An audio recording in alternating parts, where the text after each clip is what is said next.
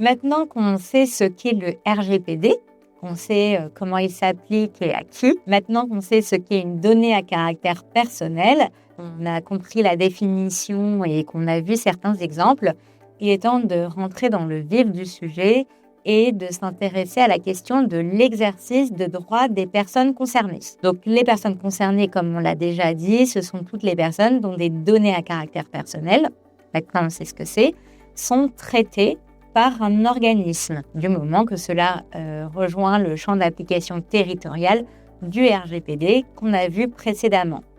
Donc, on a un certain nombre de droits conférés aux personnes concernées. Ces droits, en fait, on les retrouve à l'article 12 et suivant du RGPD.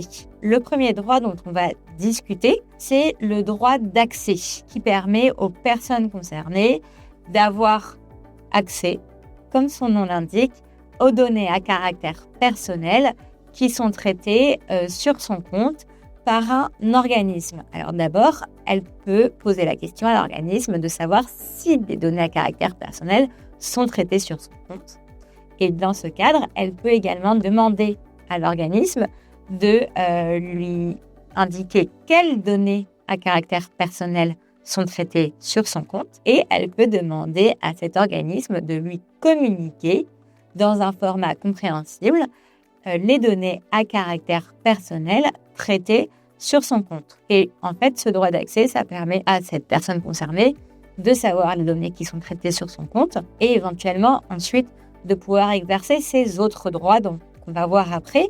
Mais par exemple, une fois que je sais que des données à caractère personnel sont traitées sur mon compte, je pourrais en demander la rectification si les données sont erronées ou je pourrais envisager d'en demander la suppression. Lorsque je demande l'accès à mes données à caractère personnel, je peux demander que me soit communiqué un certain nombre d'informations. Donc ces informations, on a dit, on les retrouve à l'article 15 du RGPD.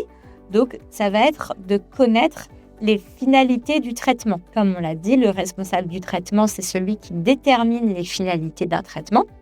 Donc le responsable du traitement à qui est adressée une demande d'exercice de droit d'accès connaît les finalités et si jamais la personne concernée lui en fait la demande, il doit donc lui indiquer pour quelles finalités sont traitées chacune des données à caractère personnel qui sont traitées sur son compte. La personne concernée peut également demander les catégories de données concernées. On peut demander les catégories et donc le responsable du traitement va nous dire des données sur votre identité ou alors des données relatives à votre vie personnelle ou des données relatives à votre vie professionnelle ou des données relatives à la localisation. Par exemple, tout ce dont on a parlé avant, le responsable du traitement va devoir en informer la personne concernée. Également, la personne concernée peut demander au responsable du traitement de lui indiquer quels sont les destinataires ou les catégories de destinataires de ces données. En effet, dans la société, on va avoir des destinataires. Donc, ça va être l'organisme qui traite les données, le responsable du traitement, mais ça peut également être des services en particulier de la société. Ce ne sera pas forcément toute la société. On imagine que pour tout ce qui est salarié, ça va seulement être les ressources humaines, les RH, qui vont avoir les données à caractère personnel des salariés. Également, il peut y avoir d'autres destinataires qui ne sont pas le responsable du traitement, qui ne sont pas l'organisme qui traite les données à caractère personnel pour son compte, mais qui vont être des sous-traitants, par exemple, à qui les données à caractère personnel sont communiquées pour accomplir une prestation. Ou alors, on peut imaginer qu'il y a également des partenaires commerciaux avec qui on travaille, avec qui on échange des données. Pourquoi pas, si c'est fait dans les règles de la réglementation. Et dans ce cas-là, on doit en avertir la personne concernée lorsqu'elle en fait la demande. Également, la personne concernée peut demander quelle est la durée de conservation qui a été établie pour ces données à caractère personnel. En effet, on est obligé, pour une société, de mettre en place des durées de conservation. On ne peut pas conserver les données à caractère personnel pendant autant de temps qu'on le souhaite.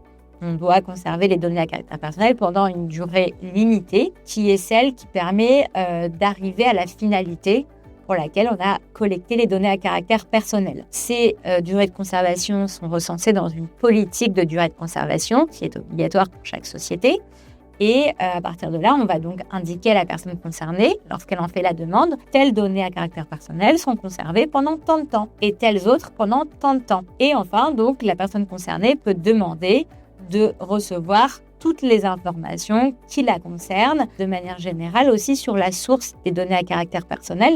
Elle peut demander d'où viennent les données, parce que le responsable du traitement peut-être ne les a pas collectées lui-même, peut-être qu'il les a eues indirectement, peut-être qu'il les a achetées via une base de données, louées, ou peut-être qu'il est en partenariat avec d'autres organismes qui leur ont communiqué les données personnelles, peut-être qu'il les a récupérées sur Internet, peut-être que l'organisme n'a pas collecté directement, c'est-à-dire directement par la personne concernée, mais indirectement par un autre biais. Donc, la personne concernée peut savoir quelles données à caractère personnel sont traitées et depuis quelle source. Et donc, elle peut également demander la communication des données à caractère personnel. À ce moment-là, le responsable du traitement pourra les lui communiquer. Alors, toutefois, attention, car il y a des limites à l'exercice de droits des personnes concernées et il y a des limites à la réponse. L'exercice des droits ne doit pas porter atteinte aux droits des tiers. Donc, si dans les fichiers qu'on va communiquer à la personne concernée parce que ces fichiers la concernent, et si dans ces fichiers, on a également l'identification de tiers, d'autres personnes, on va pouvoir anonymiser le nom de ces tiers. On va pouvoir masquer l'identité de tiers afin de ne pas nuire à leurs droits. Également, il y a une limite quant à la propriété intellectuelle et quant au secret des affaires. Sur ces points, la structure va étudier la demande de la personne concernée et va décider, réfléchir de savoir si la demande est légitime ou si la demande contrevient à certains droits. Et donc, à partir de là, la structure va répondre à la personne concernée qui en a fait la demande pour lui communiquer les informations demandées ou pour lui expliquer pourquoi elle ne peut pas lui communiquer ces informations.